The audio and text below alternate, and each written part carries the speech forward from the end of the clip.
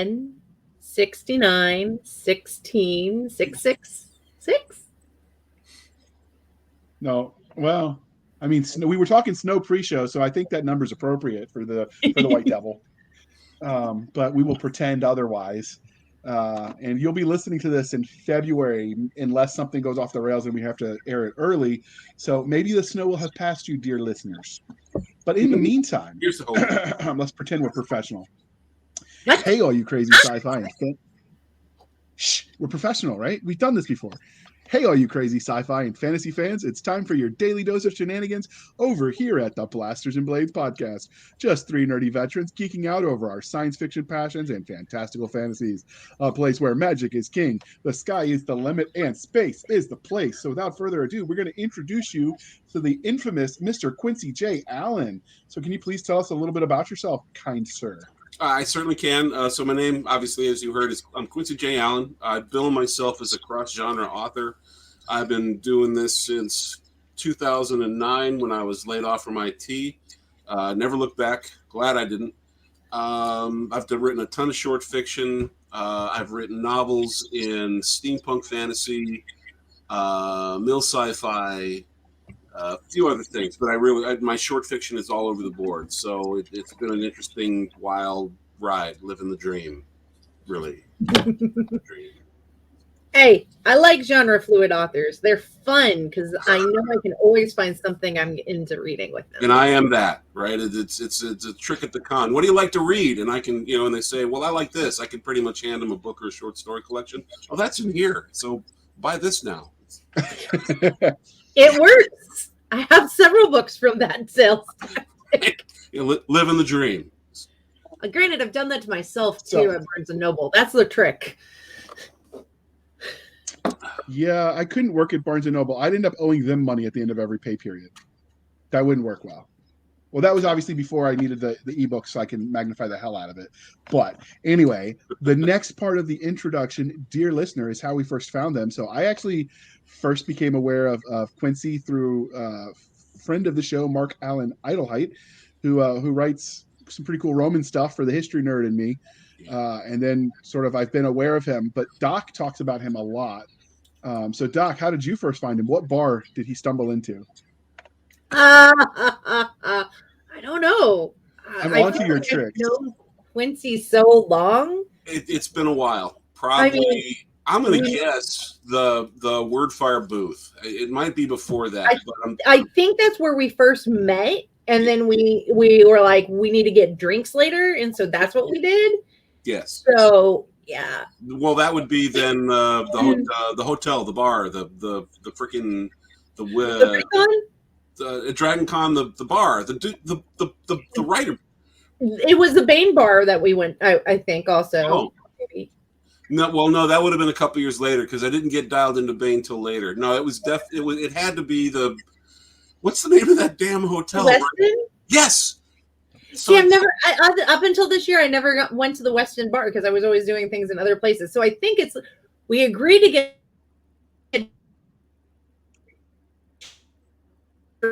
She broke the internet with her musing. Yeah, so this time it wasn't me. I swear to God, it wasn't me.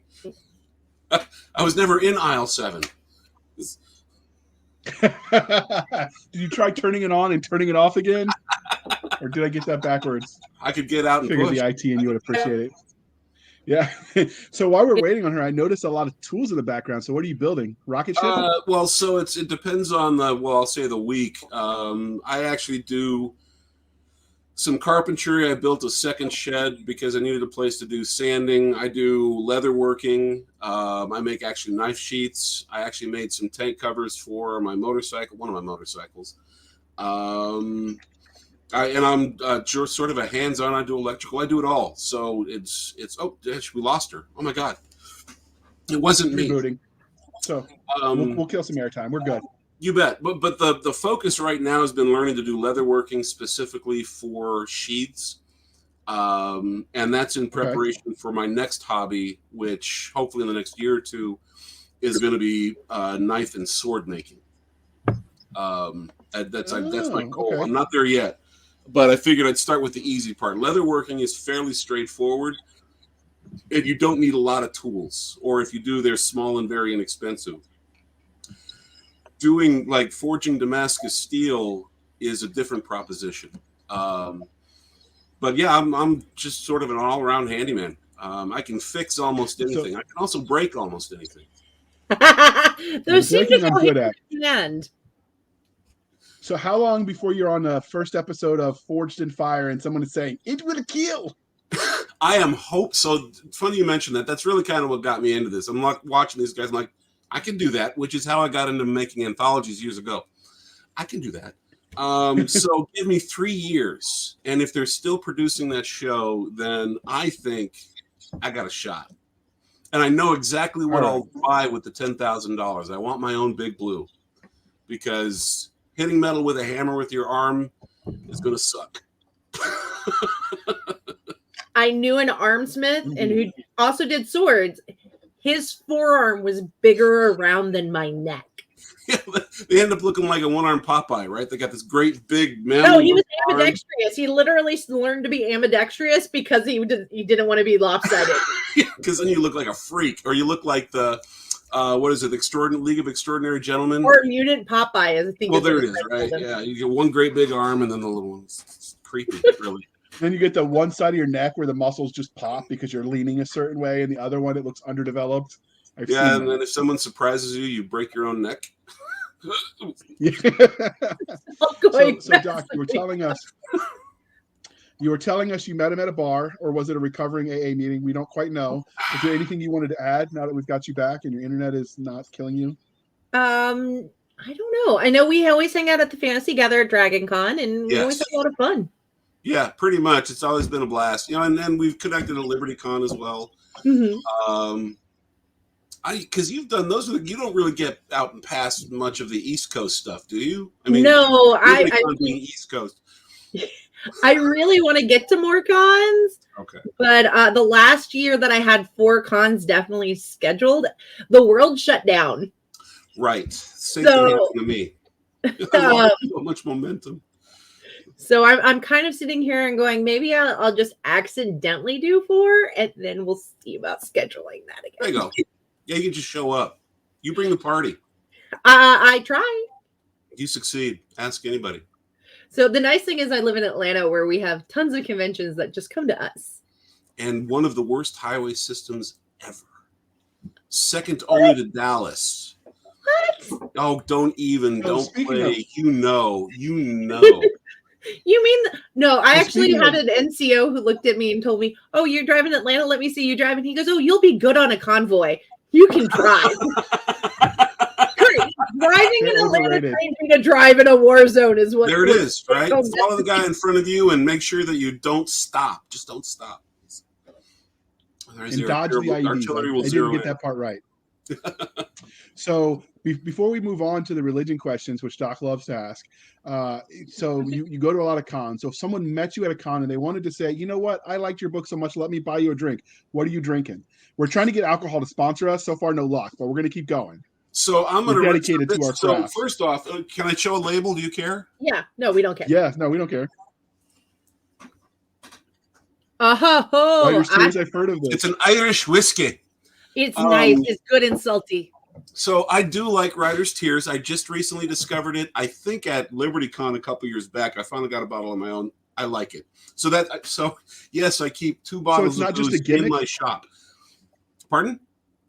No, I thought it was a gimmick that people have just to have on display. No, it's a good whiskey. It doesn't taste like dirt. The gimmick is the water bottle my brothers put out that said, "Here, add your tears so she can make more." Okay. That was it's the real deal. And then I also have this is Aberlour, Highlands Scotch only. Can you see that? Is that there it is. Nice. Yeah. Okay. I was a Scotch drinker when I lived in Colorado. Moving to the South, 4 years ago now, I discovered bourbon. Never really drank it before. Nice. Moving here, you can't swing a dead cat without hitting bourbon around here. And have fallen in love with a number of them. I would recommend, if you're looking for a sponsor, Boone's Bourbon. Boone's. They actually distill it in the coastal city south of Myrtle Beach. Getting old sucks so bad. Charleston? Yes, thank you. No. yes, Charleston. The word that is in my brain, but I can't reach because there's gunk in the way. Anyway, they brew it there. I actually met the distiller, and it is a really good bourbon. And then a bunch of others, but those guys are looking to sort of expand and grow, and it's a tasty one. I like it a lot. Not to be confused with Boone's Farm, people. Exactly. Different animals altogether. One is really good, Boone's Bourbon. One is not so much. My new right now favorite is, and I'll bring some to con next time I see you. But this is going to be like in the flask, the special flask, where you can try some, but I'm not sharing this with everybody. Right. Because it's Breckenridge bourbon that's been aged in rum barrels. Oh, I bet you that's got a nice little sweet sort of thing going on. Yeah, it's got the sweet, but it's not sugary sweet taste that kind of balances out that bite that a bourbon will have. Yes, I am totally down with that. Yeah. So I am at the point in my life where I finally. Oh, go ahead. No, I just said I'll drink just he about was saying anything. Something. Me too, and I was always buying the cheap stuff because why not? But I'm not drinking just to get drunk anymore like I did in the Army. So I'm like, you know what? It's time to buy the good stuff because it's not like I'm going to kill it all in a day. So pay for a little better quality. So if you like scotches, and I can turn you on to some of those, a couple of bourbons certainly. I will say this: if you're fortunate enough to have a Costco with the liquor store in it near you, they have a liter bottle of 12-year-old Kirkland Scotch. It's actually Macallan, and that is the best Scotch buy you're going to find. I guarantee it. No, wait a minute. I have a bottle of 14-year-old Glenlivet. Oh, that's good. I love that stuff. I've had some stories with that stuff. So you've had some stories. So for anybody, I have. So for anyone that had stock in Miller and Anheuser-Busch, I am sorry your stocks went down, but I stopped drinking that stuff. So we had a bad breakup. I had to try better quality. That's what happened to me with Yukon Jack. So there's some of them that used to be vodka that are actually have gone up in quality.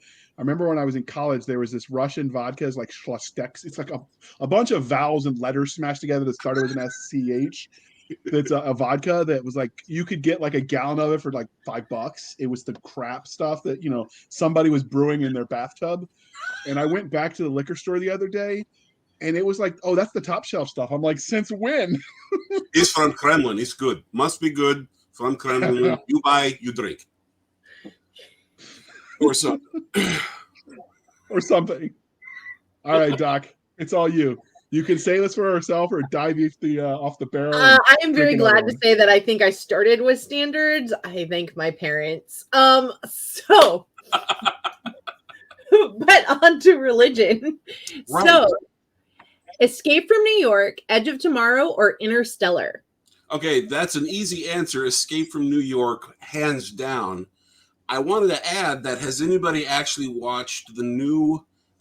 so Chris Pratt just did a sci-fi movie, The Tomorrow War. Not yet. So you don't really need to waste your time. First off, it's pretty much they took the Edge of Tomorrow script, modified it, added some really cool special effects. But if you have nothing to do for 2 hours on a Saturday afternoon, I'll go ahead and watch it because it's fun. Yeah. They blow poop up. But does he keep his clothes on? Yes, completely. Then not worth it. Dad and a high school teacher. Not worth it. I'll rather watch The Witcher. Right. But no, Escape from New York. Are you gonna need a moment, Doc? Is my hero. Pardon? Doc, are you gonna need a moment? She gets a little worked up when she thinks about The Witcher, so I just make sure Momoa's gonna be single. Totally out of my league. But did you see that? Did you see that meme that's floating around Facebook? Yes. For everyone who needed to hear this, you don't have a chance with Jason Momoa.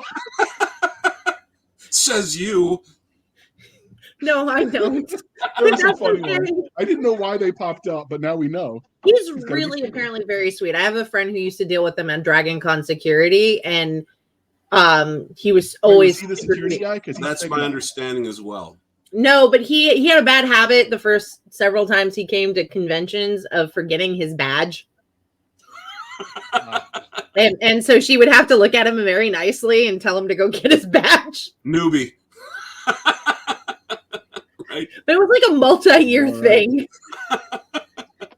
But she's like, he's just He so needs better sweet and handlers. nice. So, but yeah, no, yeah, Momoa is definitely he and Calville are competing. One plays D&D, Yes, Momoa one plays painted Warhammer miniatures. 40K. Neither one are married. Okay, with So, this. look, All right, we're gonna shoot for the sky. we're Where's gonna the clip moon? this and send it to him and be like, "You both have a shot. You just got to fight each other for her honor." Round one and go. I actually would if I could get their email. You know what? I could bet I could dig that up. I'm getting pretty good at stalking people for this podcast.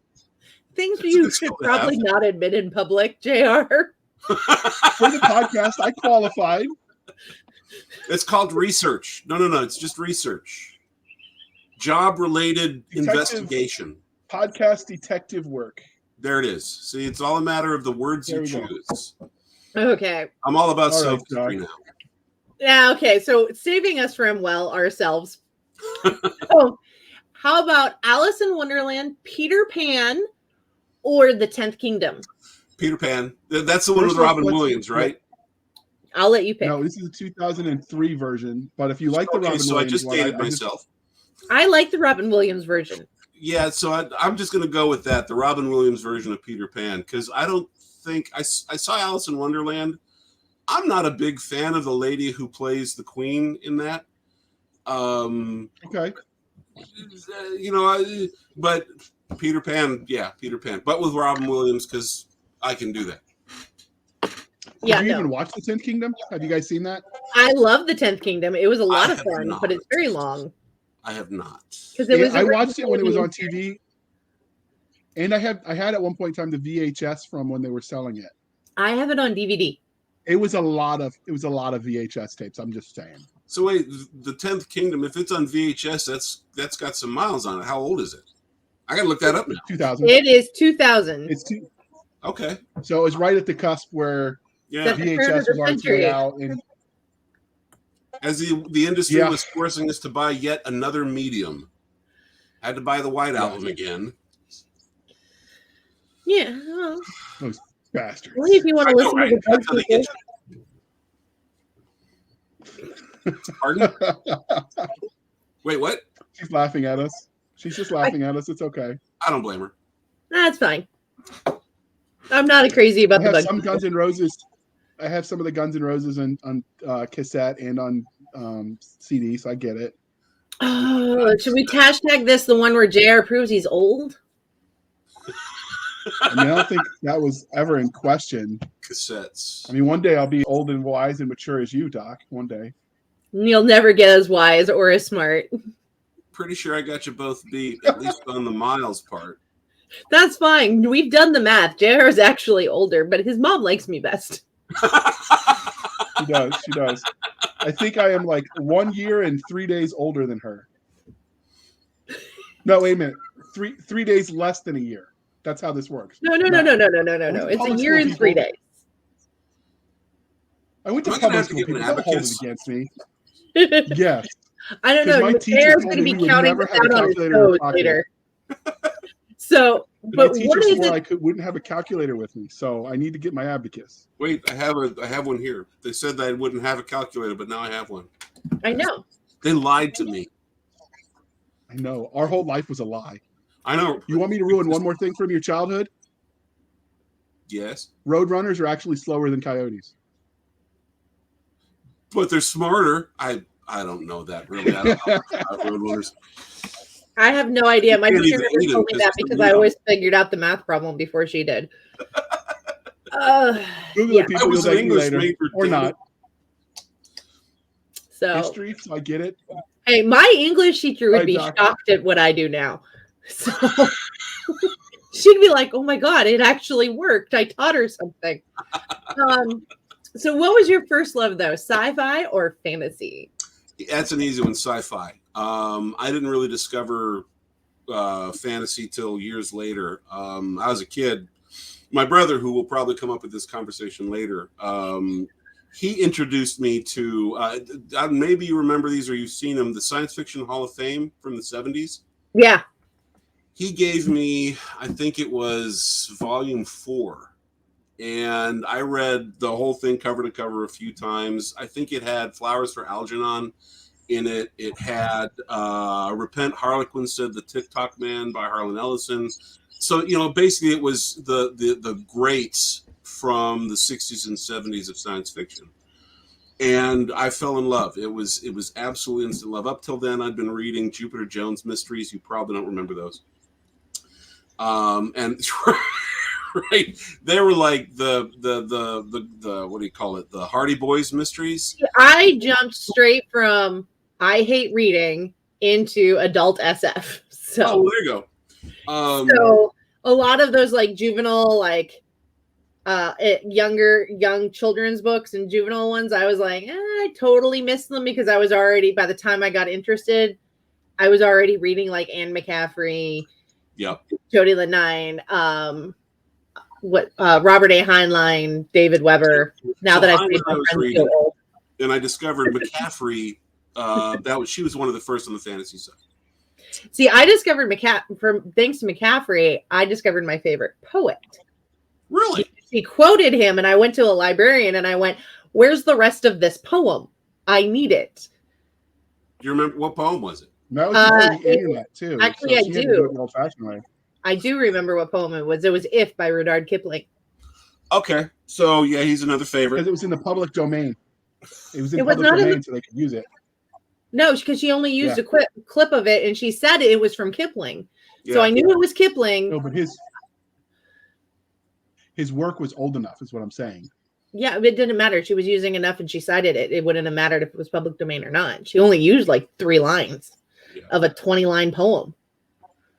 Get the right IP lawyer, and they could argue that. But we're not here to talk about that. That's and make my head spin. So, but so you mentioned your first experience with Your first experience with sci-fi and fantasy was with the sci-fi your brother gave you.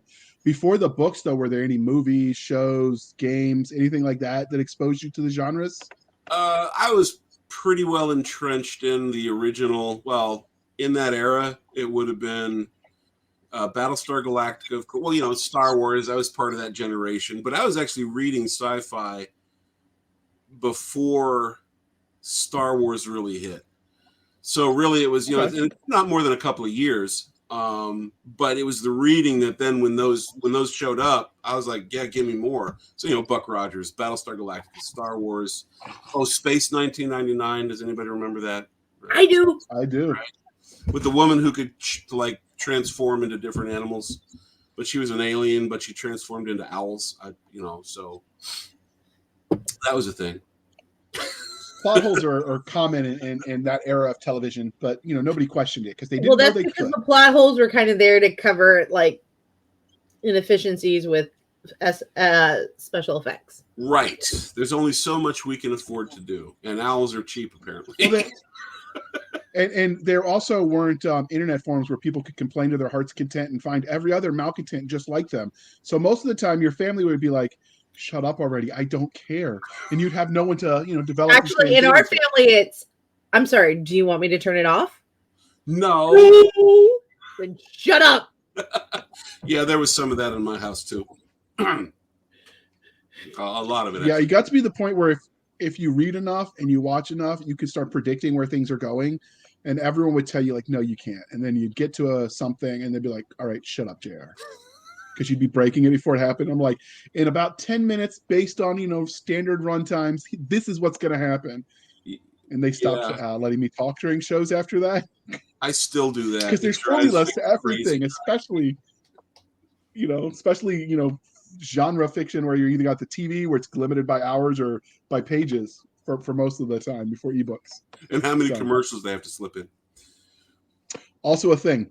And you can tell if you watch some of the DVD box sets where the commercials were, because it blacks for a second and then it keeps going, like just weirdly blips. Yes.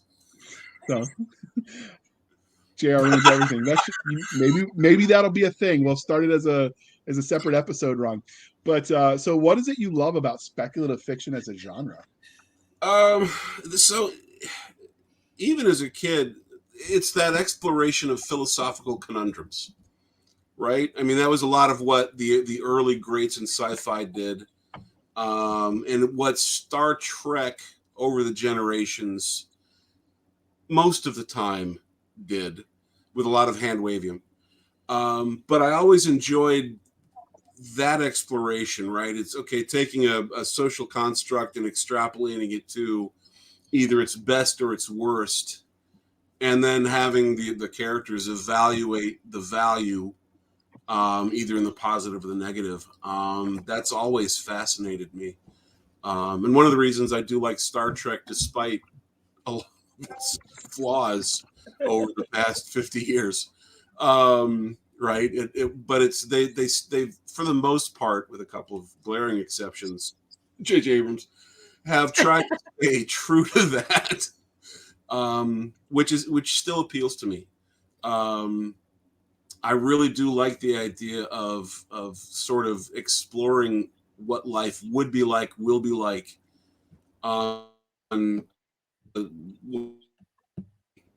we see in any social, right? What like if you really amp it up, dial it to 11, and slap people in the face with it like it's a haddock. I like that's a Monty Python joke for those who ever watched it. Or was it a halibut? Anyway, it was a halibut. Right, I think it was a halibut. But that was the thing that really tuned me in, because I was kind of a precocious kid, recovering Catholic, and right. So I actually asked a Catholic priest 2 questions. I asked one, why aren't there dinosaurs in the Bible? That doesn't jive, because I was reading about dinosaurs before I was reading science fiction. He said, don't ask that question. Wait, what? And then I asked, he was, so there's shades of gray as far as quality of we'll say. When I asked that question, the answer I got was that God was focusing on humans, and humans weren't around when the dinosaurs were around. Yep. And then, so when somebody tells me not to ask, I dig my heels in. That's when I asked. So how come there aren't any women priests? Don't ask that question. Hey, man. So I'd already learned the word sexist. So. Right. So that was a very troubled time for me as a child and my family. In the Catholic Church. Right. Yeah. My dad he is still Catholic. Anyway, and I don't mean to get down on Catholicism at all, but it was just I got the one priest apparently who gave the wrong answer to the wrong kid. So he burned a bridge. So first, just so you know, when you do talk about the mighty Python, you do need to affect a British accent. That is required, or else somebody's going to tell you your mother was a hamster and your father smelled of elevator. Duly noted. That's just the way it is. So luckily, I don't do accents very well because Doc just giggles and it interrupts my flow, and it's a thing. You have flow? Mostly she laughs at me anyway. Wait a minute. Flow I have, game I don't, but we'll move on. So how did your love of... Don't laugh so convincingly. I was supposed to be like, no, that's not true. How did your love of speculative fiction as a genre transition into you writing stories in that space? Well, so interestingly enough, most of what I write isn't as speculative as I would have thought when I was a kid, before I really decided to be a writer. And that there's another, it'll come up here probably later, but I didn't do as much exploration, with a couple of exceptions. As I got older, one of the things that really stuck with me as a result of an experience with an uncle from Louisiana who was a drunk and an abuser and a bigot, was I ended up writing a short list of short stories that treated with slavery. Those were sort of my notion of speculative fiction. What would the world be like if I wrote a story about actually an underwater railroad that goes up and down the Mississippi and the Ohio River, and it's one of my favorite stories. But for the most part, I was writing pretty much good guys who are judge, jury, and executioner kill all the bad guys, generally by severing their heads. That's kind of where I ended up, which is, it's one thing I love, but I didn't actually write that much of it. So Judge Dredd style stories? Yes. The first book I wrote, Chemical Burn, he kills everybody. In fact, one of I was in a writer's group, a critique group way back when, and there was a woman in the group. I don't think her name was Karen, but she actually couldn't finish reading it because she thought the protagonist was a sociopath. So, okay. Now I want to read it just for that reason. But they all had it coming. So, absolutely. And in the South, we say they needed killing. Yes. Yes. So many authors let their own real life experiences sort of influence the way they tell stories and the stories they tell. So are there any specific formidable moments that shape you as a storyteller? Other than Uncle Annoying. Yeah, other than Uncle Louisiana. Yeah, so that was a life moment. From the writing perspective, I think it's really mostly just what I was watching growing up, and that idea of really eliminating boundaries, right? I mean, that's what science fiction does and fantasy does. We're entrenched in this real world, and I was very much into escapism. And so I think that governed really what I wanted to pursue was things that weren't entrenched in the real as much. Now, I've dabbled in more real fiction. I've done that a lot with short fiction. It kind of touches on that. But I was much more interested in the impossible, right? And that just it fascinates me. Is okay, what can I play with next? And that's why I think I got into the cross genre stuff.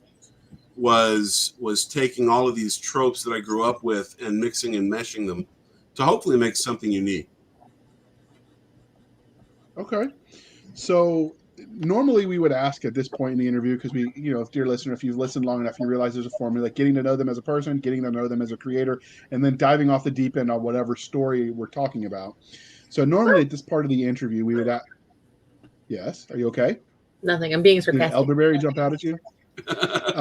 We would ask about, your time in military service, but you didn't. But one of the things you did mention in some of the pre-show, however, was that you had a little bit of a history of service in your family, and some of that has affected your writing. So could you tell us a little bit about that? Oh, yeah. So my brother was started as an enlisted man in the 101st Airborne. Green chicken. Yeah, right. So he was actually in the 70s. My mom gave him a choice. We're going to kick you out, or you can go sign up for the military service. So he signed up. Now, he actually went from enlisted all the way up. He retired as a lieutenant colonel, and also an Army reservist in Colorado. When I graduated from college, I ended up living with him for a number of years. A lot of backstory there, and a lot of tequila was involved. But during that time, so he was in the Colorado National Guard, deployed to the Gulf, both Gulf Wars. He was neck deep with, and I can remember their faces. So I'm going to assume you've seen Apocalypse Now, right? So the Robert Duvall character, the colonel who stands on the beach, I think I actually met the guy that character was modeled after. His name was Colonel Howard. Played poker with him. I was basically spending a lot of my free time hanging out with my brother, who was playing cards and partying with basically all the folks or a chunk of the folks from the Colorado National Guard. And so in doing so, I got to meet, so there was Colonel Howard, Colonel Dissinger, who was one of the craziest guys I've ever met. He was like this imagine a dwarf in an army uniform, like a fantasy dwarf. He was indestructible, and he played rugby. He had these gnarled knuckles. And then there was my brother's. I know the type. Yeah, right. Yeah, they will tackle anything. And then my brother's staff sergeant, Gordon Miracle, that was his real name, Gordon Miracle. I actually wrote a short story dedicated to him because he saved my brother's life. That's one of the stories my brother told me. Actually, saved my brother's soul. And so I was really, although I wasn't part of that group, because I was Mark's little brother, I was treated as if I was part of that. And I'll use the term family. There is this, I think, and correct me if I'm wrong, but I always got the sense that there is this notion of the community within the service.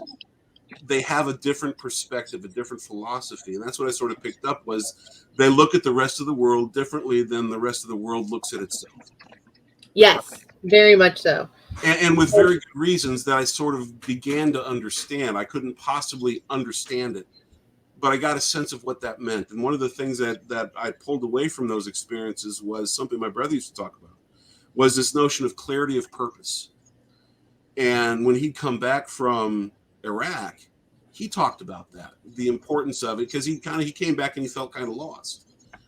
And so it was really, and I saw that as kind of a trend in talking to these people and really getting drunk with them and playing cards with them, which was great. But it was learning that awareness. Is getting that window view into that world that I think made it possible. If I hadn't had that, I don't believe I would have been able to write with the voice I did for the Four Horsemen universe stories that I've written. I think it's having that understanding allowed me to, at least in my own capacity, mimic that voice. And so far, nobody's called me on it that I know of. So yeah, it was a good experience. Sure. So was your brother Gulf War I or II? No, both. He said both. He did both. He went first. Which was the one that left him feeling lost? Was it the first or second? Both. It would have actually been so I not think to the get first- too deep into it. The first one, because he actually was in charge of a medical company, and they went up the road of death. But I think in some ways the first one, as much as most people, there are people who will probably disagree with me. I think the first one in some ways was a much more obvious one. What people don't realize is that the largest, in 1990, the largest contingent of U.S. citizens living abroad was in Dhahran, Saudi Arabia. Yeah. So, and which it made it very clear that in some ways, because there were American lives, American civilian lives on the line. Yeah. I know some of them. And so, yeah, and that goes from when the Scuds were coming in, from the time they were sort of stationed there all the way up. He actually talked about, one of the things he lamented was when they actually entered the desert, there was really, they had been issued none of the rights. Rifles and pistols, but there was no ammo. He had like one magazine for his 45 and nobody else had any ammo. They actually got, they were told that there was a division of the Iraqi Guard tanks heading towards them. Yeah. And my brother's, he's in charge of this medical company. So, they're all medics. Like, we're screwed. Right. So it was, and he doesn't talk much about it, which I never pushed him on. But that sort of experience, that company of people experienced something that most humans will never comprehend. Right. That is something they tell people that work the DMZ between North and South Korea, that they're not expected to live if the North decides to make a push, just to hold the line for 15 minutes. Yeah. So the rest of the forces can be scrambled. Well, yeah, I had my battle buddy from Basic went to South Korea for his first duty station, and he called me. He's like, "They're telling me my job is just not to die for 15 minutes. I want out of the army." I'm like, "It's too late for that, bud." Yeah, and so in that experience, that reality, it must therefore change how you look at the world, how you look at existence. It must. Yeah. And so as a younger man, I was in my early to mid 20s at the time. Even though I didn't experience it, I got a sense of what that meant and what it did to people, right? And it's poignant. It really is. It digs. Well, and I think what you're saying is also very real. And sometimes we as a country, people forget, but also as a community, the service members sometimes forget just how much what we deal with influences those we love. Yeah, absolutely. Yeah. So, and also how isolated the rest of the world is. I mean, they said they've done studies, something like less than 5%. Last I checked, it was less than 5. It could be even worse now, but the divide between those who serve and those who don't has never been greater. 1%. It's becoming almost a familial career. Is it 1%? And so will serve. it's 1% will serve. That there are more who are willing to serve. Yeah. And I think that's some of why, and there can be somebody who has a problem with my saying this, but I don't care. I'm honest. That I think that's a big part of why it's important to allow anybody who can have a healthy life in the military, whether they're particularly people who are gay, allowing them to serve and live full, healthy lives. Because if only 1% of the population is willing to serve, yes, we have a very big population to be 1% of. Yeah. But really, I don't think it's fair to limit anybody from what they want just because of who they love. But also, I think it's important that resource management wise, let's not cut off our noses. Well, like I can be cold and calculating. I'm that person. I think the idea of serving your country, right, that doesn't know boundaries. Yeah, right? And there are lots of ways to serve. Yeah. So not just the ways that, leave JR and I sleeping at night with pillows and don't wake us when we're sleeping. But I think that disconnect though. I think the disconnect affects both sides. It's pretty obvious from the civilian side looking in. You don't understand necessarily the culture. But the other side is from the inside looking out. You don't realize quite how different sometimes they are until you tell that off-color joke and they look at you like you grew a second head. The first time I quoted some of the cadences we sang at basic training and napalm sticking to people, and then people look at me like I was a sociopath. And I'm like, no, we just march. It's okay. We don't actually do it.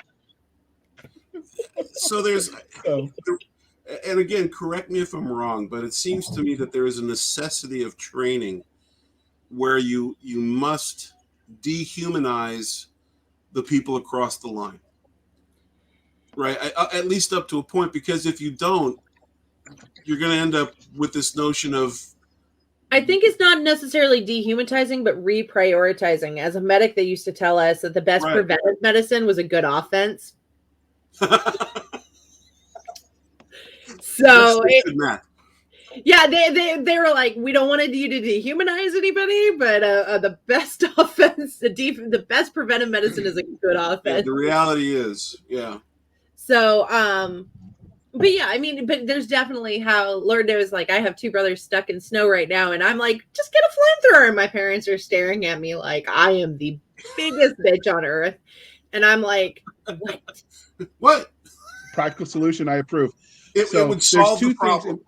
So we are not going to have a flamethrower commercial, though, unfortunately, tonight, because I don't know the company that makes them. But Elon Musk did. Elon Musk made a flamethrower. Elon Musk doesn't count. He's not normal. He's not normal. He's not. That's why I have the bro crush, the bromance. He just doesn't know it yet. I'm sure he's gonna find out knowing you. I think there is something. I mean, I've been trying to track him down to get him on the show, but none of my emails go through for some reason. I don't know what that's about. And that restraining order, look, all right. The restraining order was just a suggestion. All right, please stop snapping. I'm not Pavlov's dog, okay? So damn it. This is where we take a moment and we shamelessly shill for the man. So let's pause for that commercial interlude. Grab your swords and get ready to level up. When gaming journalist Ray experiences a tragic accident with the next generation of gaming consoles, he finds himself stuck in the mystical land of Vodka. Trapped in a world filled with magic beasts, warring factions, filthy bandits, and a level system that's out of this world. The only problem is, his only way out may be through. Ray must fight like his life depends on it because it just may. Survival means victory, and defeat could mean the end. Forever. Legends Online Genesis. Releases on Audible January 7th. Digital and hard copies now available on Amazon. All right. Thank you for sticking with us. We appreciate it. I swear Doc was actually polite and mannered and pretended like she liked me when we were on commercial break. Okay, you can stop laughing. We know that didn't happen. But anyway, let's get back to the questions. And if you didn't know, 44 minutes in, Doc, this is the Fandom Questions. So have you had any cool fan art or anybody cosplay one of your characters yet? So cosplay, yes, once. It was at Dragon Con, and I actually it was a mother and her daughter who cosplays. No. They cosplayed Lady Dynasty and Skeeter from the Blood War Chronicles. Oh my! Yeah. So they did that. Great. There are pictures of it on Facebook somewhere. They look great, right? It's emerald green corset. It was fabulous, really. Not that I really understand fashion. And then I actually have a fan, and I think you know him. Forgive me, I'm terrible. I know his name. It's in my brain, but it's like Charleston. But he and his son, they're like Uber fans. That whenever I'm someplace, they show up at Liberty Con. They show up at Dragon Con. Really a marvelous couple of guys, the father and son. And they actually have provided, the son does leather working. So he actually gave me a really kind of cool leather dragon scale sporran to go with the kilts that I wear. I've seen that one. Yeah. So nice. Are they tactic kilts? Correct. And so that was my shtick. Are they tactic kilts? No, because Utila kilts are cheaper. No, was it? No, Utila kilts are not cheaper. No, so there was an off-brand. They were based out of Utah, which is where I got my kilts. Except for the most. I have a Utila kilt. Yeah, and they are more expensive. No, it was. I forget who made them. I haven't bought one in a while, and the ones I have, I'm pretty sure don't fit anymore. Shh. You don't have to admit that. Right. We don't talk about. If I put one on, I'd rupture my spleen. Okay. Yeah. So, but yeah, those guys are great. They bring booze too, but more importantly, they actually made some cool leather work. His son does some really neat work, and which is actually kind of what got me turned into doing my own leather work. Was being, meeting them and their enthusiasm, which is always a great, rush for any creative writers in particular, because we need attention. Or so I've been told. I don't know. I think you're amazing. Oh. So, what can you tell us about the first time you remember somebody asking for your autograph? All right. So I don't remember exactly the person or the time or the place. No. It was, so I do remember the play. It was Cosign in Colorado, which is this tiny little con. Oh, I've heard of it. I've heard it's really good. It's kind of a micro literary con of sorts, mostly writers with a couple, a group of the local fans. So it's SML. But it always treated the people great. It was a great bunch of folks. Excuse me. So this was right at the beginning of my writing career, such as it is. And I'd written a bunch of short stories, and a bunch of them had gotten published. And I was reading the anthologies that I was getting published in. And I'm looking at them. I'm like, shit, I can do this. So I decided to become a publisher, which in hindsight, I'm not well suited to some of the disciplines necessary for that job. Having said that, I had produced Penny Dread Tales Volume 1, which had the very first Jake Lassiter story in it, which went on to become Blood War Chronicles. And so at that con, sold a copy and actually signed my first autograph there. And I still can remember the feeling of absolute imposterism, right? And so here's the thing, and I've talked to some folks. I still get that signing an autograph feels really weird, as if I have no business doing it, right? Because I was when I was working for Kevin, I was in the booth. Kevin at Wordfire Press. I was in the booth with Kevin Anderson and Mercedes Lackey, and freaking, I've been in there with some amazing people. Right, like for me, those are the real writers, and I'm this poser who is, and so I still feel that. And that feeling has abated about this much, but it's still weird. I mean, and now I'll have people come up and they're like, they come back to cons if I'm there to buy the next book, which that's a milestone for a writer, but I still feel like I don't really deserve it. I think authors suffer from imposter syndrome more than most. Because for one, somebody once said it was like the best kind of famous, because when you go to cons, they know who you are. Yeah. In many cases, but there's like no red, like, look at Tom Holland or Henry Cavill. They go grocery shopping. People know who they are. Right. So their sense of boundaries and privacy is very fluid, if they're skewed, I think is the word. Skewed is a very good word for that, but leave it to the wordsmith to find the right one. And so whereas for authors, I think it's great. It's like that that's country song. I know famous people, but you probably don't know who they are because they're only famous in my town. Right. Yeah, it is. It's an odd bunch. And I was talking to, who was it? One of the big names. This was just a couple years back. R.A.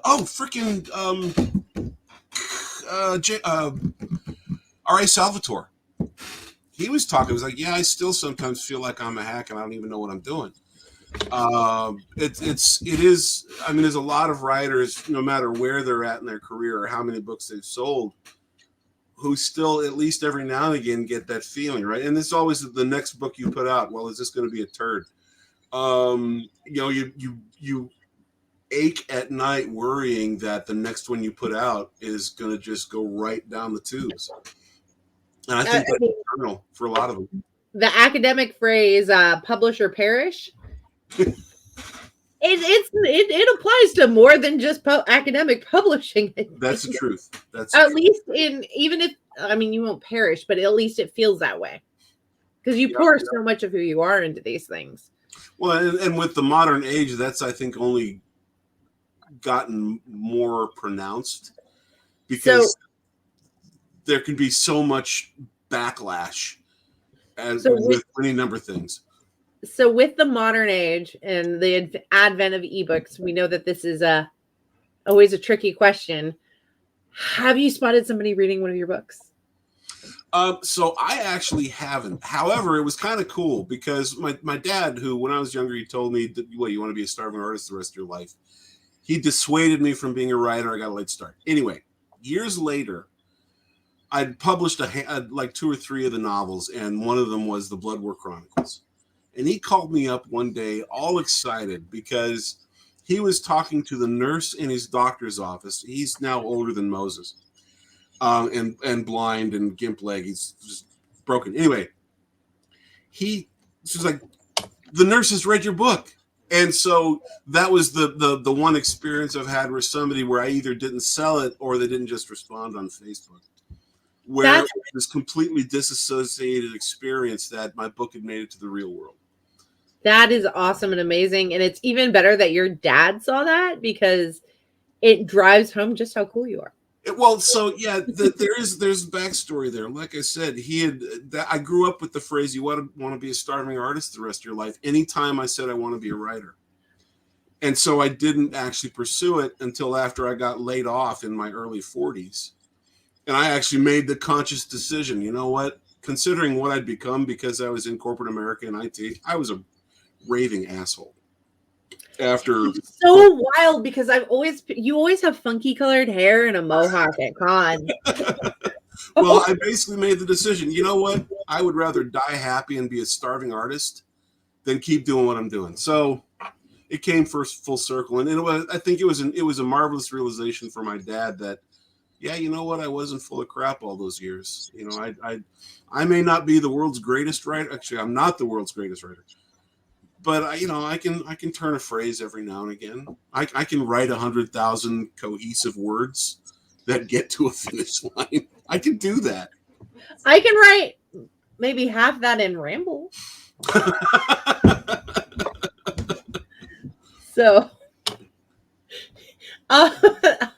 You know, I think that you're awesome, and I'm so glad that your dad got to see that too. That's that was I neat. think probably the coolest part of that. But what is your weirdest and or funniest interaction with a fan since you started writing? Okay, so it changed my life like completely. So Dragon Con, and I think you know this story, Dragon Con 2016. I had just driven the truck for Wordfire Press cross country. We had parked the truck and gotten into the elevator of the Westin. We're going up to our room, which was part of the deal. And in the elevator, I'm standing there just wearing normal clothes.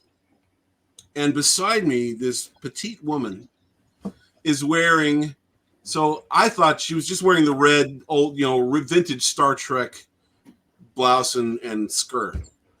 And so being somewhat snarky, I said, well, that's a bold fashion choice. Because, red shirts always die. Now, she had pretty much had that since she showed up at the con, and she'd had enough. So she looks me square in the eye and said, you know what? If I'm going, I'm taking all you, insert colorful word here, with me. And I'm like, all right, then. So immediately was like, okay, that was just a great snappy response, and I remember her walking down, she exits the elevator, walking down the hallway, and she's got these great boots, right? The old Star Trek knee-high.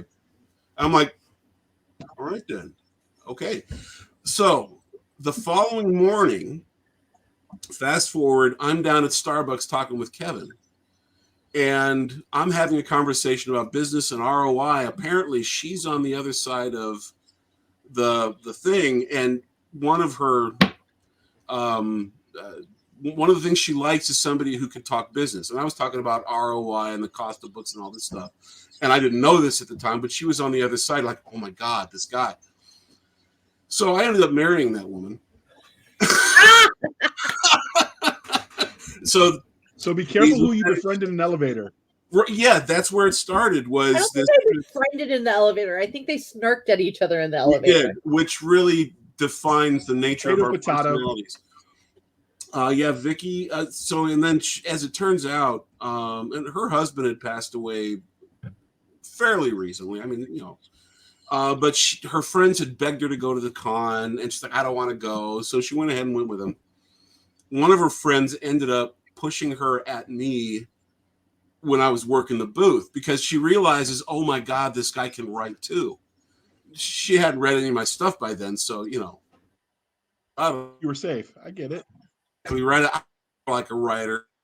There's also at that time the advantage of having spent 2 years humping 4,000 pounds of books across the country in a van. So I was actually more svelte than I am now by an order of magnitude.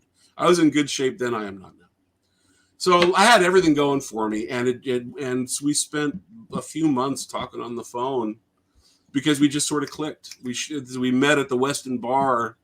I think it was that Friday night, and we talked for like 5 hours, and that was the beginning of this really neat relationship. And like I said, yeah, I ended up marrying that woman.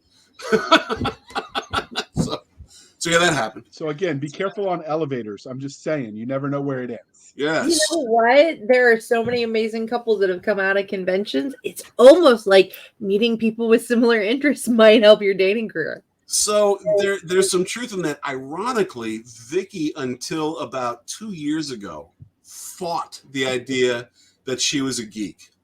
Her whole life, she's fought the idea that she was a geek. Geeks. Nerd. I bet her. She's a geek. She may be like one of the cool breed of geeks that could actually blend in with the mundanes. Yeah. But she's a geek. She can pull off Muggle pretty well. Well, yeah, that was it. She can play Muggle, but she's not. She's absolutely a. So Doc, normally when someone quotes things like Muggle, I would tell them to read more books. But since I know you do, we're going to let that slide. And instead, I'm going to ask Quincy if he could talk about everything he has written, give us the Reader's Digest highlight. All right. Now, the list is long, so if you want to just list by series, that's totally okay. I am going to concatenate somewhat. That's an IT term for those of you who don't know. So bunches of short stories, with the highlight being, I actually wrote what I'm proud of, a short story for Monster Hunter Files for Larry Correa called Sons of the Father, which is really good. Go get that book. We still get royalties on it. It's really good. There's some great stories. My first novel was, right, it's good. My first novel was Chemical Bird, which is sort of a sci-fi action thriller. First time author, wish fulfillment. If I could be a 6'6" alien with tech, and that's what that book was. So it needs a rewrite, is all I'm saying. I wrote the 3 books of the Bloodwar Chronicles, which is steampunk fantasy.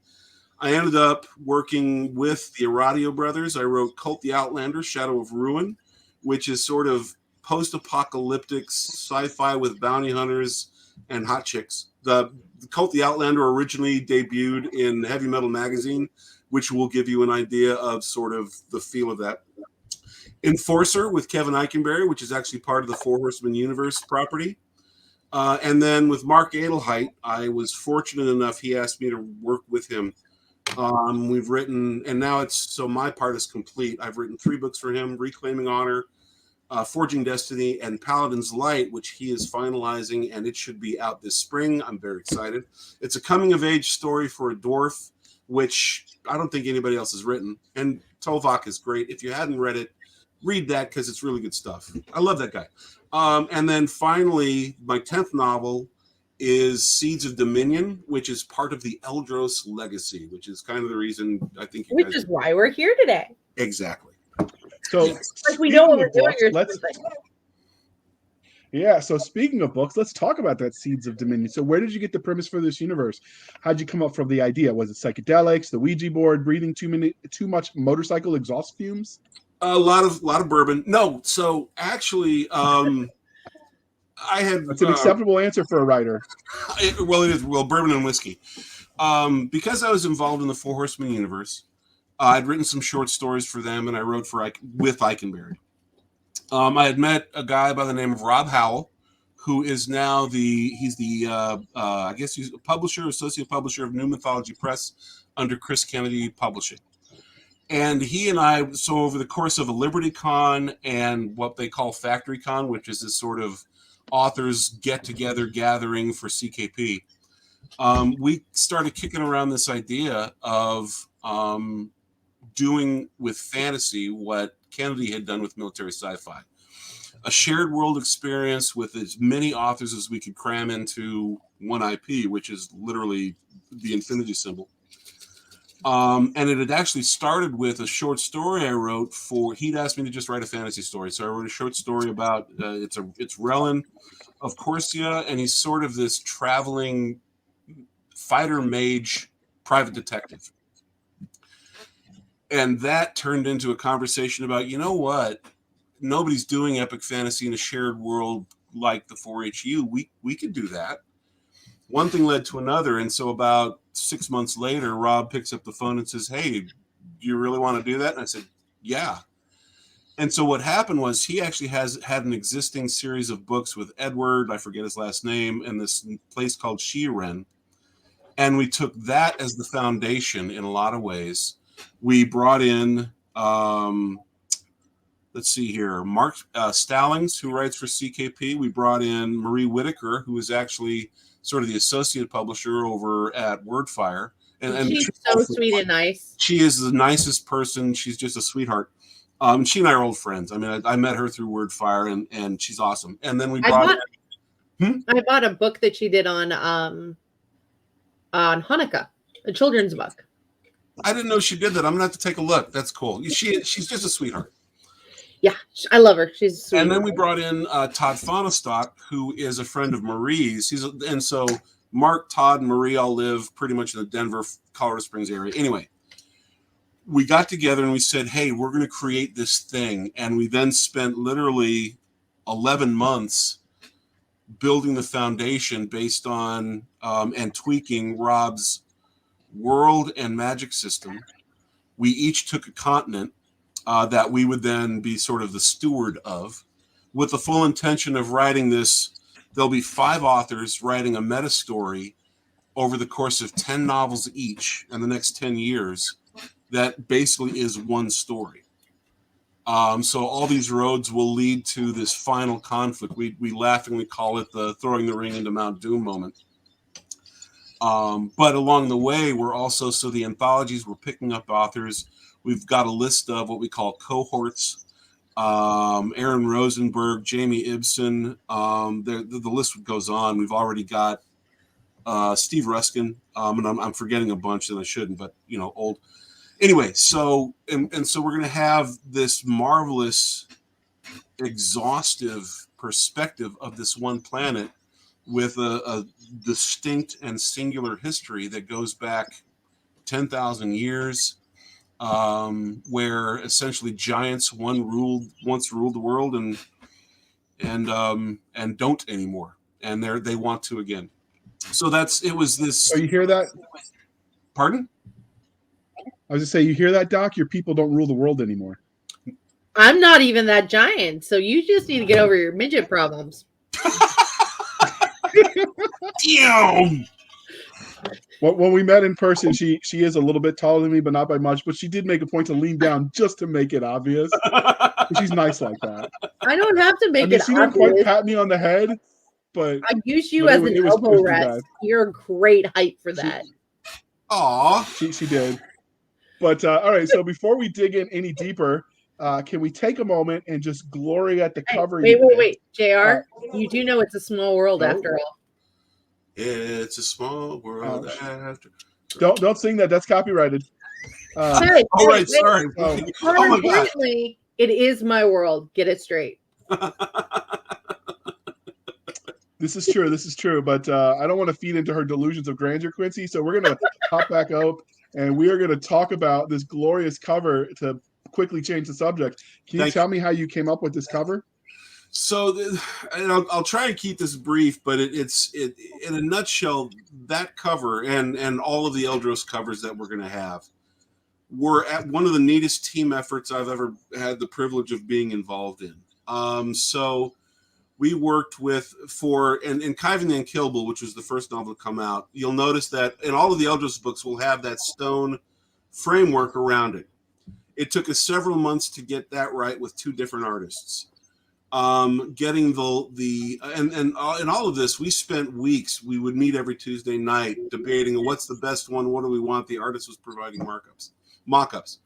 So we went through that process. Then we went through getting the logo right. Three different artists were involved in getting the logo right. What we wanted to do was create something that was, we hope, as compelling as I hate being old. It's the fantasy series. It's got the brown stone logo at the top. It'll come to me anyway. By Terry Maggart? No, it's not Terry Maggart. Sorry, I know who you're talking about. Forgotten Realms. Sorry, Forgotten Realms. Yeah. So like Forgotten Realms, we wanted to mimic that, but then we also wanted to differentiate each of the books that take place in a continent by a specific symbol. Each continent has its own. You'll notice there at the bottom, that green, it's a demon's head. Everybody has a different one there. So there's a rising sun, there's a dragon, there's a castle on fire, there's a scroll, and then the demon's head for Daemonon. Anyway, so there was this, it was probably 4 or 5 months of meetings and mock-ups and voting and all this stuff.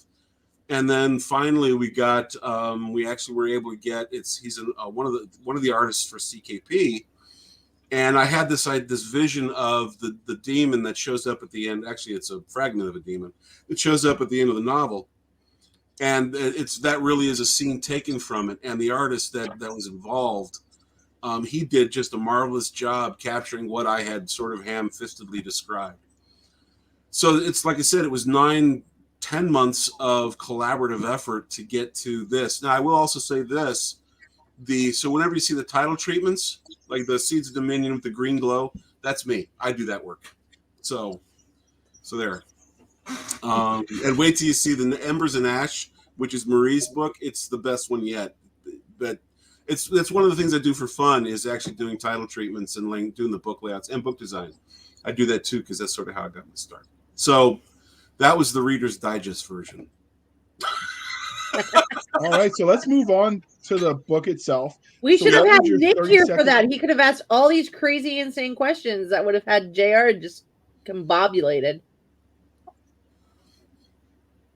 I mean, I've gotten used to rolling with it, but some people are starting to question whether Nick is actually real because it's so infrequent that he's on. I mean, he is kind of a caricature. Yeah, they're starting to wonder if he's the VTuber, and it's just one of us on the side screen. You finally used the term VTuber. I know. So let's move on to the book itself. So what would, an hour and 10 minutes in, what would the 30-second elevator pitch, clearly not this episode, but what would the 30-second elevator pitch be for this novel? A king's guardian must use swords and sorcery to solve a murder. The clues lead him straight into a demonic plot to overthrow the entire kingdom. So there's that. All right. Doc, now try not to mess it up, but the next question is yours. Bite me, bitch.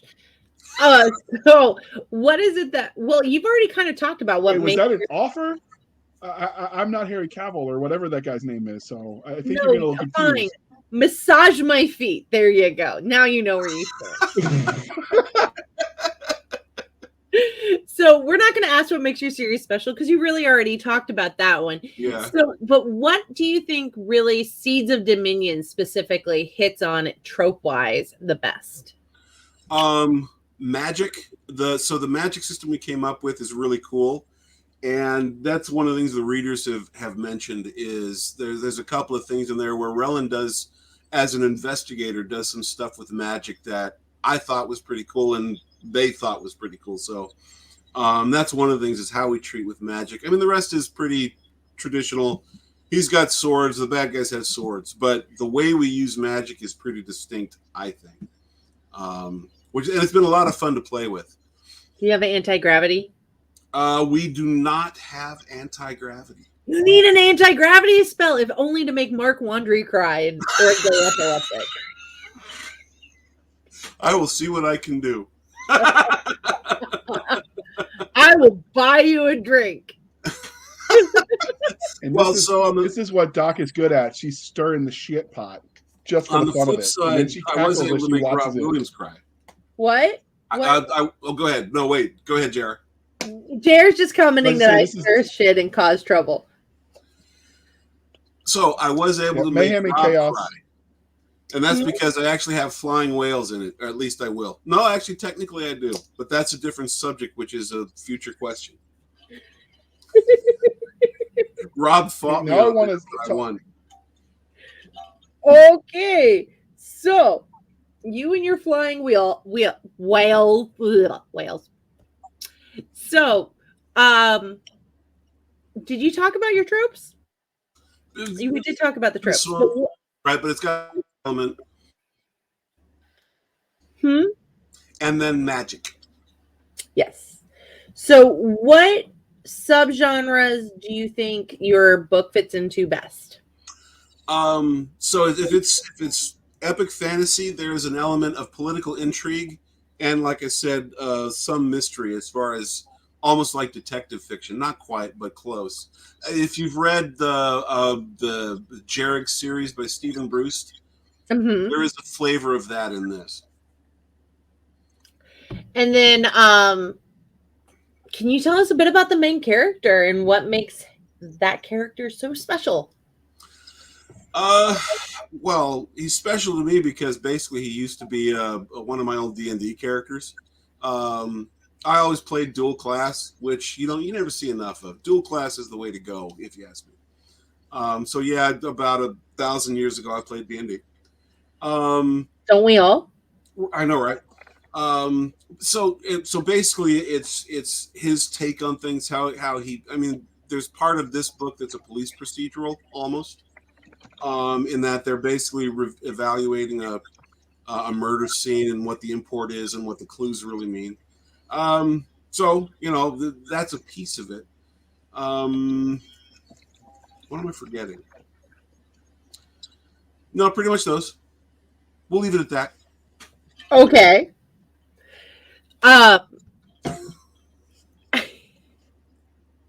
So, Can do we you have stump you, any Doc? secondary characters that you particularly want to talk about that were memorable? Well, so the one people love to hate, there's a villain who will be there for a while. His name's Abasar. He's one of several villains in it, and people love to hate him. He's I'm not going to go into the details of why, but once you get to know him, you'll hate him. Everybody does. Um, he is an SOB, right? And completely delusional in his perceived import. Hey, some of the times those people are needed in this world. I know, right? Because you got to kill them. You must chop their heads off. Anyway, so Rowan has a companion that's basically a little dragonette. Zilly is her name. Aw. Yeah, she's cute, and she's going to have a role that extends to the end of the series. That is sort of a B story.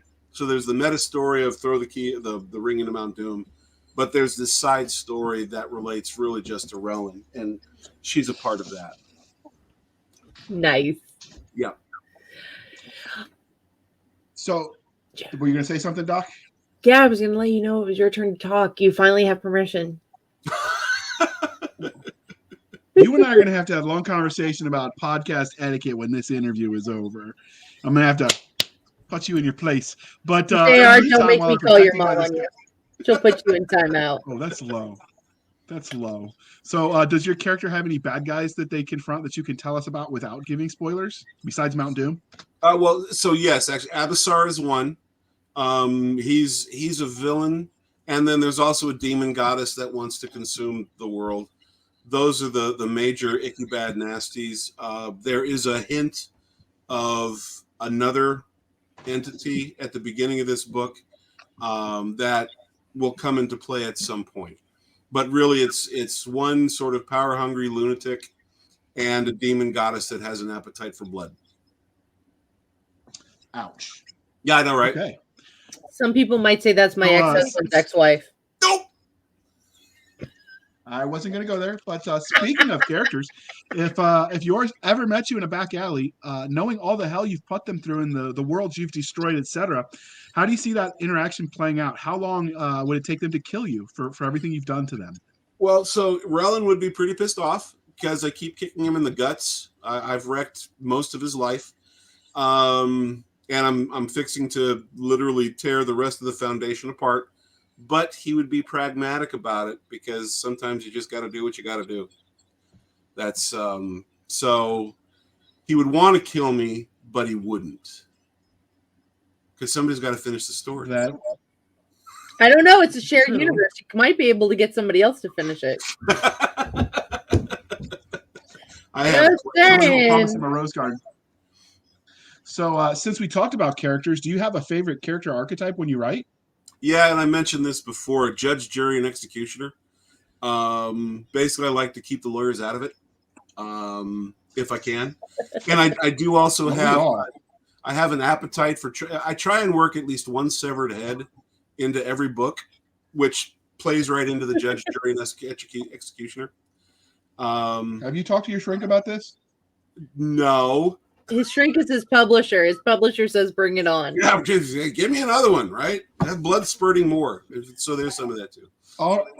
All right. So you hinted at this a little bit in an earlier question, but so let's take a peek behind the curtain and see how the sausage was made.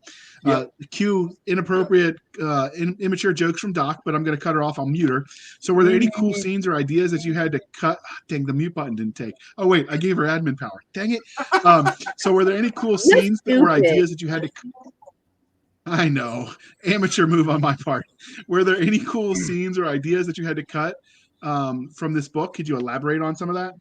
So there are two in particular, and it pained me, but so Rob, who's our editor also, he said, dude, this is too much. This is a brain dump, and stop it. And so part of it was there are these, I mentioned the flying whales. They're called ducalves, and they are there's only a few of them, but they actually are owned by a transport guild that has a monopoly that basically they always are ball busting the king. And they hold him over a barrel and they get paid too much and he hates him, but he has to deal with him. They are a race called the Awari Ma, who are basically, they look, so the kind of like the Skeksis, I think they were from Dark Crystal. So they're these tall, gangly, bird-like creatures. Imagine a nightmarish big bird with, all, again, kind of an appetite for blood. They have this blood sport, and so they're covered in feathers, but they actually wear headdresses made from the feathers of their slain enemies that they kill in ritualistic combat in their society. I basically reinvented cockfighting, but with a twist.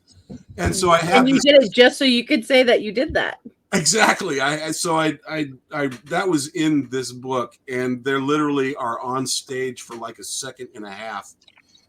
And so I really couldn't justify keeping that part of the description in. I'm going to get back to it. I guarantee it. There's going to be a cockfight in there at some point where one bird kills another and severs feathers and sticks them. I believe in you, Quincy. I know, right? And then the other one was the Ducalds. So they actually feed on this version of sky krill. Basically, the little bugs that fly around, they feed on the krill, which actually feed on what's called maverick iron, which is sort of the basis for magic. And so their poop is highly concentrated with this. It's called we have a word for it. Anyway, it's dust that you can use to enhance your magic, but it will also kill you. Pixie dust, poop basically is magical. So I had to cut that out. So it's magical poop. Exactly. Pixie dust. It's got pixie dust in it. We'll go with that's exactly what it is, but it comes from sky whales. That is absolutely awesome, and I'm going to have so much fun giggling about that. Yeah, so just so you know, dear listener, if any of you are actually involved in the psychiatric profession and you want a new client, his contact information will be at the bottom of this episode. Just reach out to me. And feel free to reach out. You know, maybe, who knows? But finally, what can you tell us about the universe? So in miniseries, the worlds where the stories is told is as much a character as the antagonist or the protagonist. So what can we expect from this massive shared world? Well, multiple epic stories. That's the one thing we're really shooting for. Is we've got the 5 authors, one big meta story, but we'll also be writing side trilogies. Our cohorts will be writing their own standalone novels and trilogies. It'll basically be an unlimited exploration of what is really from, and people have loved what they've read so far. What is really, I hope, is going to be a great property to play with. It's a great sandbox. Okay, so Doc, you get to have fun, and I give you permission to talk now. Wait, I needed your permission? What the fuck show is this? This is not the JR show. So, we know book 1 is out. Yes. And how many novels do you think you're going to end up seeing total in this? So for Rellen's storyline, there will be 10. Okay. Right. So there's the first. This first book sets the stage. There will be 3 more as part of the initial quadrilogy. That will evolve into the next stage of the storyline, which is a trilogy. Finally, there will be a final trilogy, and that from all 5 of the founders will be the culmination of all these characters coming together into, call it, for lack of a better word, a final D&D party. So that's one thing. 50 books that are all part of the same meta story. But on top of that, then I'll be writing. I've got elves I'm going to be writing about that are part of the continent on Daemonon. I'll be writing about those killer birds, right? And then there are other authors that will be not only writing standalone stories on this continent, but like Jamie Ibsen, his trilogy actually will tie right into Rellen's story, because Jamie's characters are basically going to end up assaulting my kingdom. So okay. He's of free play in what he's creating. We talk about it, we plot together, but it's really kind of his bailiwick. That is. I like that word. Going back the old school words. Oh yes, it was like an $11 word. JR, you're so funny. What? It's not my fault you have a rudimentary understanding of vocabulary and colloquialisms. No, I just understand that some words fall out of fashion, and I appreciate people who bring them back. I don't think words fall Playing out my of jalopy, let's take a ride. Hey, I still say groovy. I Okay. mean, cool beans, right? I get it. There it is. All right, Doc. Okay. Stop talking about us like we're not right here. Of all of the magic in your universe, which one would you want to use for daily use? I'm going to say, well, what Rellen uses is called line magic. It's the most versatile. Okay. So how would you abuse it? Since it is the most versatile. Basically, I could do anything I want. So you could actually create magical tattoos, binding contracts. You can make shit explode. You can do anything with it. Submit your book on time, or it will blur it up. Your computer will blow up. No. I feel attacked, Doc. What is this? It's your therapy. It was only hour. a year late, all right? It was only a year late. I don't want to hear anything. You know what? Nobody wants your excuses, JR. Just the book. See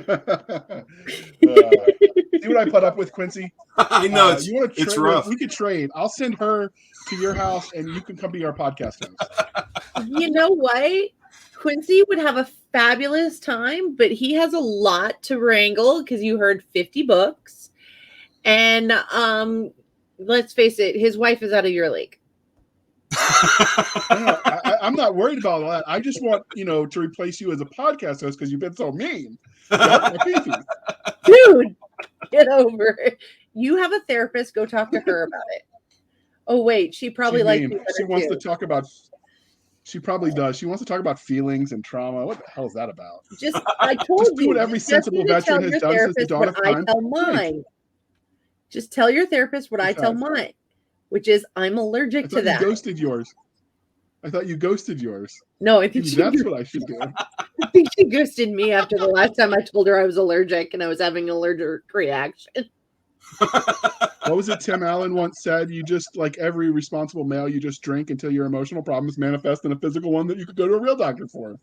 You know what? I like being a woman, but when you say things like that, it makes me question if I should have been born a man.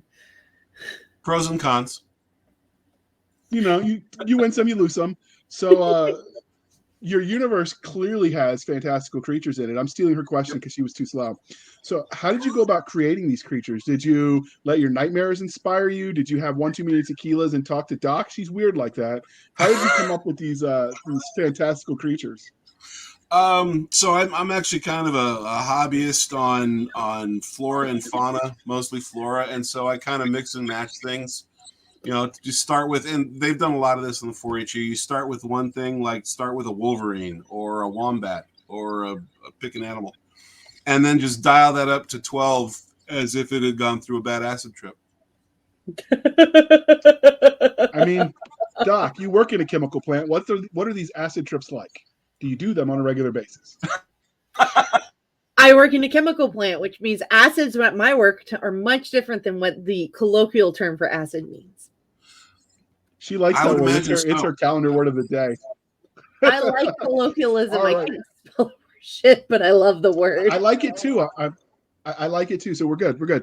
All right. So I've got to ask, because I was thinking about this as we've been talking about this interview. And no, it's not on your schedule, so you couldn't prepare. But so most of the time, the shared worlds start with one series that is wildly successful, and they try to build off that success. But nobody can write fast enough for these voracious readers like Doc, who read like a book and a half a day. Yeah. No, I listen to a book and a half a day. I read potato. Like a kindergartner, you let them read to you. This is why you have problems with your diet. You don't know the difference between a tomato and a potato. Wait a minute.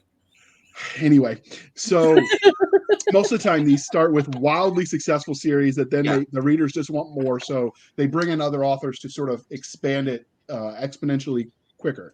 You're doing it the other way. You're starting with a shared universe and then saying, okay, now let's make it successful. So what made you guys decide to approach it that way and not, say, finding someone who already wrote a successful base universe and then going from there? in a lot of ways, we had looked at what had been done with the Four Horsemen universe and why it was successful. And basically we gambled, certainly. But there is, and if you look at the marketplace, especially, we're going to be relying pretty heavily on Amazon and ebook sales, not exclusively, but I'm sorry.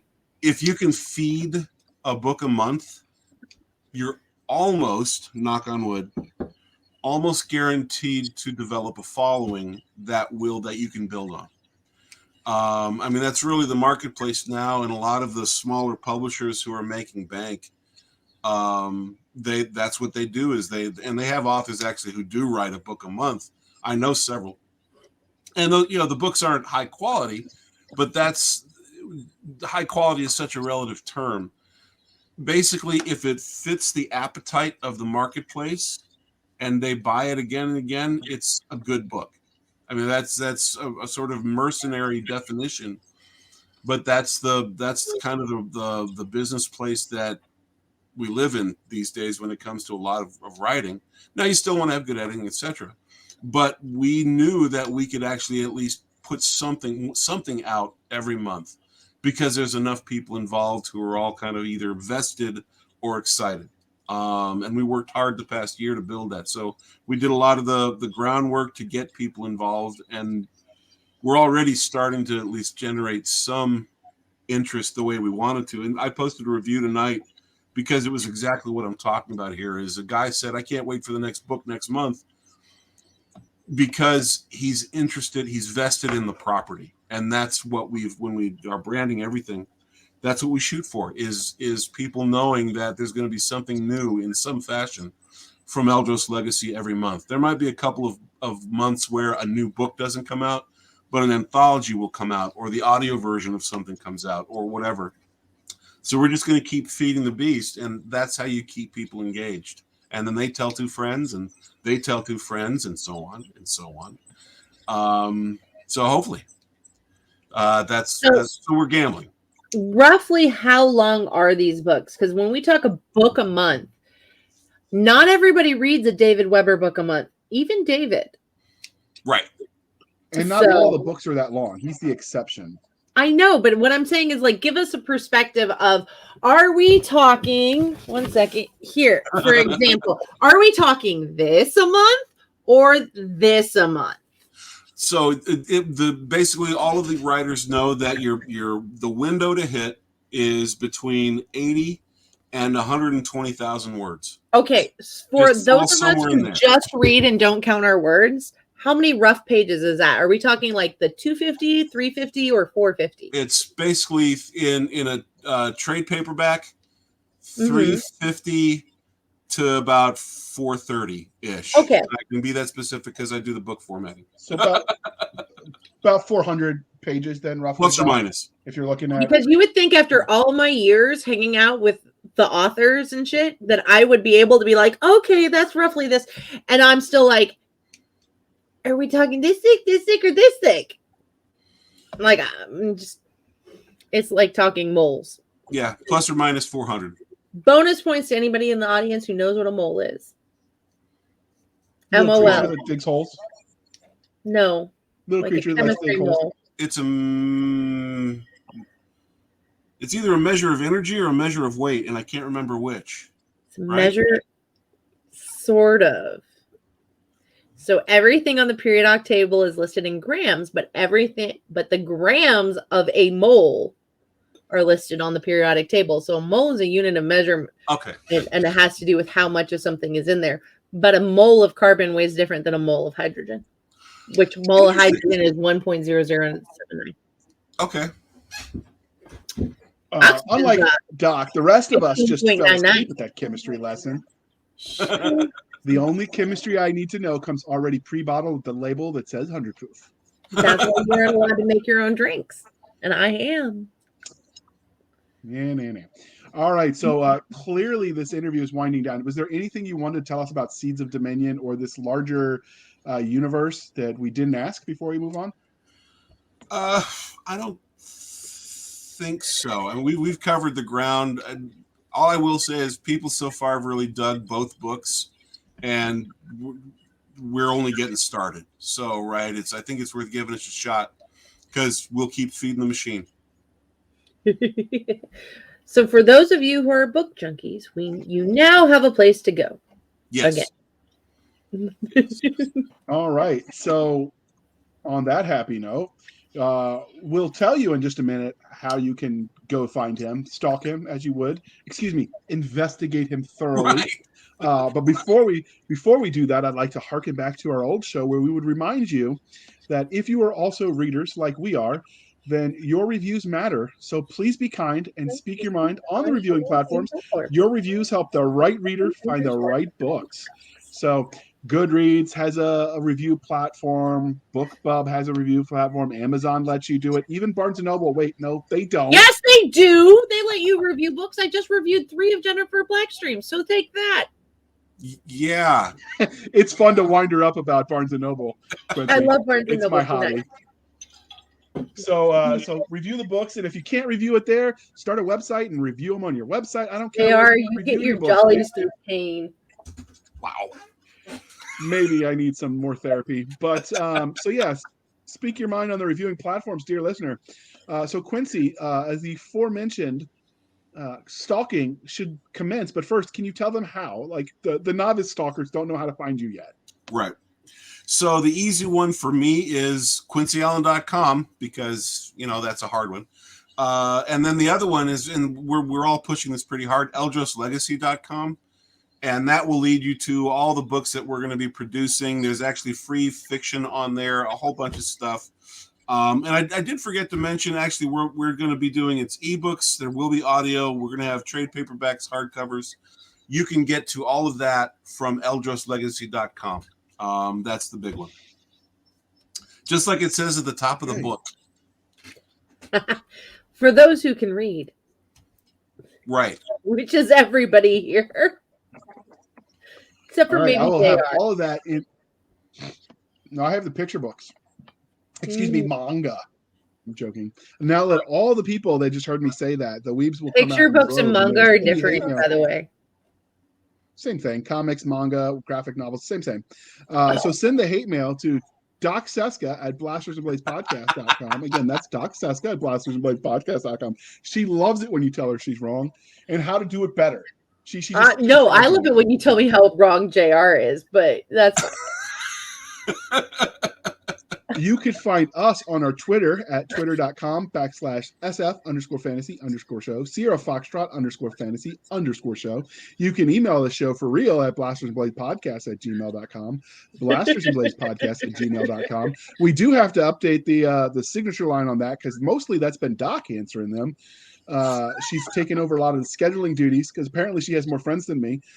You can join us over on the Facebook where all the shenanigans happen at Blasters and Blades Facebook group, facebook.com/groups/Blasters and Blades podcast. Again, /groups/Blasters and Blades podcast.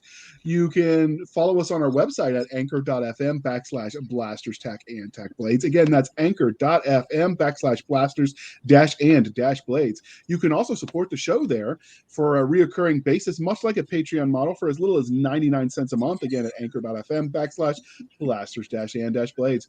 Or you can support the show at buymeacoffee.com/author J.R. Handley. Buymeacoffee.com/author J.R. Handley. Be sure to put in the comment section that it is for the podcast. I promise I will keep my co-hosts, Doc Cisca and Nick Garber, duly intoxicated. They will drink until their liver surrenders. Never surrender. Although I will have you say, we did discuss this pre-show, dear listener, and Doc has informed me that until he shows up more, all of the liquor budget for grog goes to her until he's earned his portion. So keep that in mind. You know you like me best. All right, Doc. All right, but before we wrap up, we have to ask him the most important question and see if he's wrong or he's a heretic. So, pineapple on pizza, yay or nay? Death before pineapple on pizza. Wait, what do you put on your pizza then? Pardon? What do you put on your pizza then? So I'd actually put, because we make our own, banana peppers and jalapenos and sausage and pepperoni and mushrooms and black olives and triple sauce, cheddar cheese. Okay. Ricky puts on capers, so I don't really do that. That sounds like a recipe for delicious gastrointestinal salt distress. bombs for your or for JR's understanding. They're like salt IEDs into your food. Exactly. Well, and that's why I go with the heavier on IEDs don't go that well. Yeah. Okay. Pineapple on pizza is blasphemy. I like pineapple on pizza, if only just because it makes JR cry at night. All I can think of is the Joe Pesci meme. So thank you for spending some of your precious time with us Thank you for having me. The figment of Nick Garber, JR Handley. I'm Cisca. This is a Blasters and Blades podcast. We'll be back next week, same time, same place. Indulging our love of nerd culture, cheesy jokes, things that go boom, torturing JR, and seeing what other friends I can drag onto the podcast with me. Because we know JR doesn't have any. No, this is true. This is true. So the other part of that, dear listener, is we didn't mention, but if you have any good pineapple on pizza memes, yay or nay, I don't care what side, the Facebook group is the place to share them so we can torture each other as you do with your friends. And if you want to put the weird ones, like where they put peeps on a pizza, and then we can all agree for a temporary Christmas truce while we slaughter the true heretics, I'm okay with that. I knew somebody who put cauliflower and broccoli on theirs. The enemy of... Are you talking about the ones who my enemy is my friend? I totally get that. So is that the ones who use the fake crust because it's like a gluten thing? Is that what this is about? I think it was a gluten thing in that case, but I think she would have done it even with the gluten. Actually, I have had one good cauliflower crust pizza. It happened. I was surprised, but it actually happened. But only I am determined that the secret to doing a decent gluten-free pizza is make sure it is a thin crust pizza. Yes. And then it's crispy and it's like a cracker. Exactly. So who cares? Right. See, JR? Pizza alternatives do work. We've come to a détente. And on that note, we shall end the podcast.